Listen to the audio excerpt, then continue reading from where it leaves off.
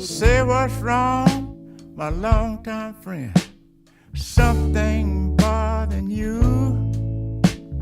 Tell me what the problem is. I see what I can do. There are times we disagree. We agree more than we don't. We won't always see eye to eye, but we will more than we won't. We got friendship, yeah, the kind that lasts a lifetime. Through all the hardship, you know you're a friend of mine. We got friendship, yeah, the kind that lasts a lifetime. Through all the hardship, you're a friend of mine.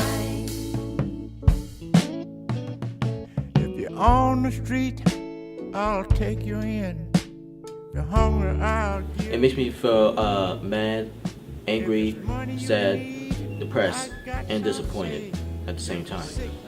You know, it makes me think a lot about just using those vulgar terms towards other individuals, just how offended people can get and how offensive they are to make people feel uncomfortable. I think, to me, when I hear someone use the R word, it just says a lot more about the person who's using it than who they're directing it to. And I think using it just kind of perpetuates negativity. It makes me think that someone doesn't have a very mature vocabulary set.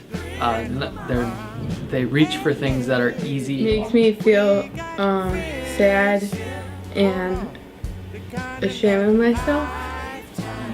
It makes me feel bad because there are other words that you can use instead of the R word. Yeah, it makes me feel uncomfortable because there's no reason to use that word. Do not say it. It's really mean. I'm the type of person who likes to treat everybody with respect, and I know that when you use that word towards someone, you are basically beating that person down, and that's something that I don't stand for and I don't like it at all. Retarded is, I don't really know, but it's not me. Well, yeah, I find it to be somewhat offensive. I mean, it's last couple of years working with the Best Buddies, I've become much more sensitive to that word and realizing that it's very offensive not only to people who might have difficulties, but to people in the general population as well. And I really appreciate people who would stop. The biggest thing that I've learned in Best Buddies is to see the people with disabilities, not just for their disability, but also for their personality. It's really easy to see someone with Down syndrome and to see, oh, they look different and they talk differently. But once you start to look at them closer, you start to realize how complex their personalities actually are and how deeply they feel. You are who you are, and that's okay.